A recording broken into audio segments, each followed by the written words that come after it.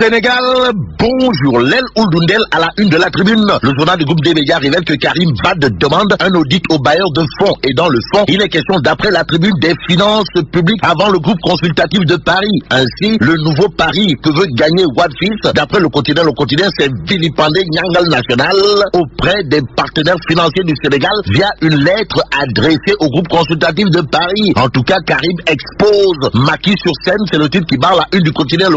Le journal de nous livrer que l'aile Ouldundel demande aux bailleurs un audit immédiat des finances publiques. Ce que rend public l'As quotidien porte sur le contenu de la lettre de Karim. Et selon le candidat du PDS à la présidentielle de 2019, Macky Sall a créé de la dette en toute illégalité sans autorisation de l'Assemblée nationale. Aussi, l'As quotidien souligne que Wadfils a, dans sa lettre adressée aux bailleurs de fonds, noté la situation monétaire est caractérisée par une grave crise de liquidité bancaire qui affecte les banques. Et ce qui est bancable comme info dans cette histoire d'après Vox Populi porte sur un fait, à savoir l'aile Ouldundel jette du sable dans le couscous de Nyangal. Bon, réunion du groupe consultatif de Paris, Macky cherche 4684 milliards, tandis que Karim Wade joue à la torpille. Mais torpiller pour torpiller, Enquête quotidienne ne le fait pas. D'où le titre qui barre la une du journal Enquête, à savoir groupe consultatif de Paris les 17 et 18 décembre, enjeux et décryptage. Cependant, l'économiste titulaire de chaire Ahmed Lamine Sadi de confier dans Enquête que c'est avec Maître Wade que cette activité a pris des tournures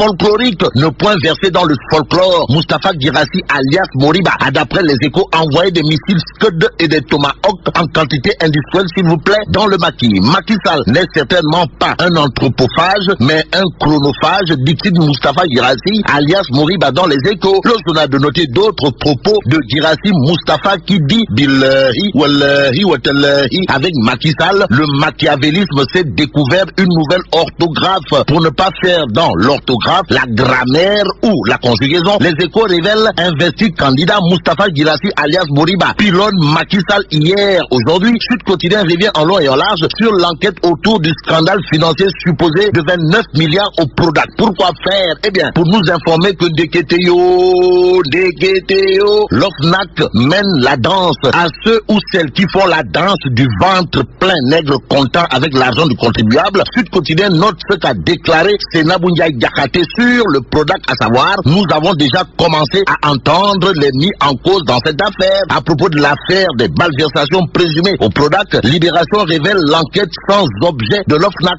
Pourquoi? En tout cas, Libération explique autant d'expliquer comment l'IGF a déjà établi fait montant en cause et aveu à l'appui du crime financier. Une chose est claire, selon Cheikh Baké Guissé, mon confrère de Libération dans son article, le Prodac c'est comme qui dirait un scandale sans fin. Et enfin, Libération explique autant d'expliquer pourquoi. Eh bien, pourquoi l'ouverture d'une information judiciaire est une nécessité aujourd'hui. Et aujourd'hui, il est question de savoir qui veut enterrer vivant le crime financier. À propos de crime financier et autres pillages supposés de l'argent du contribuable, il y a Dakar Times qui indique ou semble indiquer, à tort ou à raison, que le Khalif général Koulou Kepakatoukès de la République se trouve à la tête de la SNHLM. Boule décollée, Wallahi dira Dakar Times qui a ça une révèle, pillage et impunité à la SNHLM, près d'1 milliard volé au secours de la SNHLM. Voilà ce que fait Dakar Times en criant oups, histoire d'expliquer que la société en question traverse une situation extrêmement difficile à cause des mauvaises pratiques ou pratiques occultes voire mafieuses des responsables. Prendre leurs responsabilités, voilà ce qu'ont fait les transitaires du port autonome de Dakar, si on en croit Direct Info. Le journal en tout cas révèle le Sandi Gamra des transitaires contre l'actuel DG du port au port autonome de Dakar.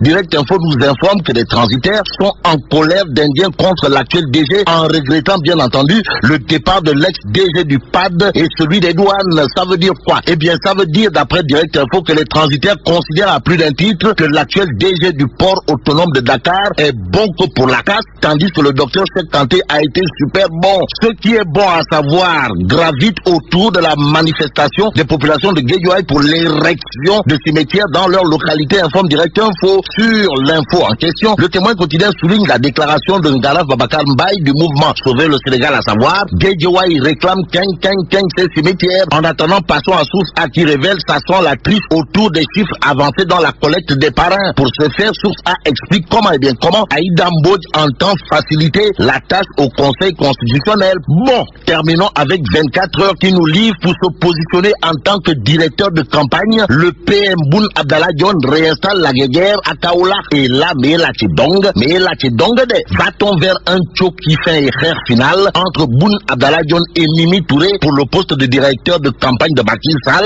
à jour J-69? Disons vive le Sénégal.